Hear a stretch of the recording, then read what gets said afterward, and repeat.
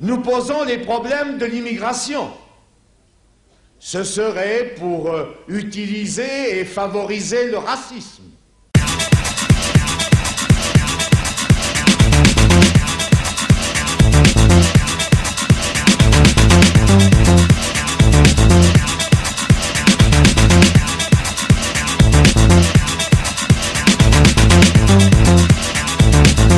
Francis Bouygues est entrepreneur de travaux publics et il emploie dans son entreprise environ 80% de main-d'œuvre étrangère sur les chantiers. C'est une excellente main-d'œuvre parce qu'elle est jeune, elle est très solide physiquement, elle est extrêmement courageuse, mais elle ne parle pas le français pour sa grande majorité et elle n'est pas suffisamment qualifiée. Alors si nous voulons pouvoir avoir une action de qualification auprès de ces gens-là, il faut qu'on puisse les intégrer socialement. Alors si on veut pouvoir les intégrer socialement, ces hommes, pour qu'ils s'intègrent à la vie économique et sociale, il faut qu'ils puissent fonder une famille, il faut qu'ils aient la possibilité de se marier et d'avoir des enfants. Donc là où le problème est difficile pour le travailleur étranger, c'est de pouvoir s'implanter en France et d'y fonder une famille. À partir du moment où le travailleur étranger s'implante en France et fonde une famille, le problème est pratiquement résolu et il est tout à fait différent. Valéry Giscard d'Estaing comblera les vœux de Francis Bouygues en promulguant la loi du regroupement familial en 1975. Ce qui est intéressant dans cette histoire, c'est qu'on dit l'économie a besoin d'immigrés. C'est du pipeau. Les patrons ont besoin d'immigrés pour payer moins cher leurs employés dans la restauration et dans le bâtiment et pour faire peser une pression sur les salaires des locaux français ou étrangers réguliers. Il y a aujourd'hui 500 000 emplois. D'ailleurs, le patronat organise une concurrence, quoi. Mais évidemment, Marx disait, c'est l'armée de réserve du capitalisme.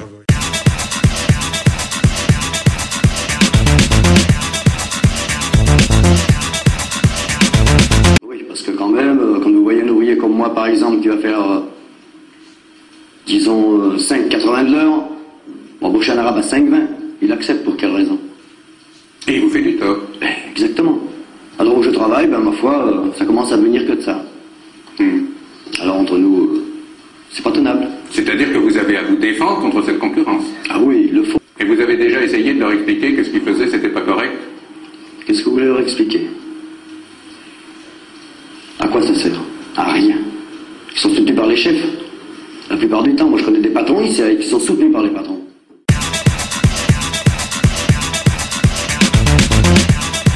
Moi, je trouve que Sarkozy a une part de génie.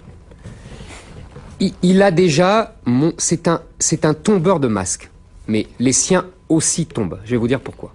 Avec l'ouverture, il a déjà révélé ce qu'on savait déjà, crûment, qu'il n'y avait pas une feuille de papier à cigarette entre la droite et la gauche, entre les libéraux sociaux et les sociaux libéraux. Là, il révèle au grand jour le secret le mieux gardé de la République française depuis 30 ans, c'est-à-dire l'alliance objective entre les patrons qui veulent de la main-d'œuvre moins chère et surtout, au-delà de la main-d'œuvre moins chère, qui veulent peser et qui réussissent grâce à l'immigration à peser sur les salaires des ouvriers locaux, qu'ils soient français ou étrangers, réguliers d'ailleurs. Bon. Et les gauchistes, droits de l'hommistes, bien pensants, qui sont les idiots utiles du capitalisme et qui poussent à la régularisation massive, à l'abandon des frontières. Ces deux-là sont alliés depuis 30 ans. C'est eux qui dirigent la politique française depuis 30 ans en matière d'immigration. Et qu'est-ce qui se passe? En même temps, il fait une loi pour dire je suis contre l'immigration zéro, et il permet la régularisation. Donc il donne des gages au patron. Oui. Et qu'est-ce qui se passe? Évidemment, tout le monde s'engouffre là-dedans et il se retrouve complètement dos au mur avec Hortefeux qui est là à dire non, pas de régulation massive, mais il est obligé de lâcher des lestes parce que quand Sarkozy dit c'est la loi, mais dans sa loi, il a donné des verges pour se faire battre. Et à l'arrivée, on aura une régularisation qui dit être au cas par cas, mais qui touche entre 200 et 500 000 personnes.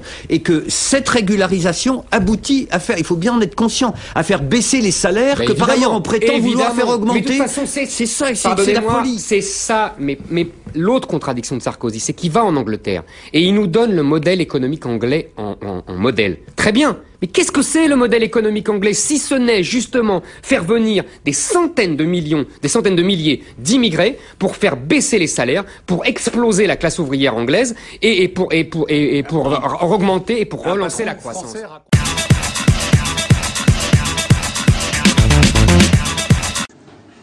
la vraie identité du Parti socialiste et des socialistes européens, parce que pour faire l'Europe, il faut quand même le faire avec d'autres, c'est d'organiser un continent capable d'assurer l'échange, parce qu'on n'est pas là simplement pour empêcher les plus pauvres que nous de faire venir leurs produits, parce que si c'est ça le protectionnisme, pas pour nous. Parce que qu'est-ce que ce serait comme conception, finalement, de la solidarité à l'égard du Sud, si par rapport à des produits fabriqués par le Sud... Ça, c'est la rhétorique de gauche pour ne rien faire. Je pense que c'est quand même très important de défendre le sous-prolétariat indien, c'est vrai. Mais ça n'est pas ce qu'attend votre électorat. Je suis désolé, mais je crois qu'on a aussi une mission internationaliste. On n'est pas là simplement pour être des protecteurs de nos propres citoyens.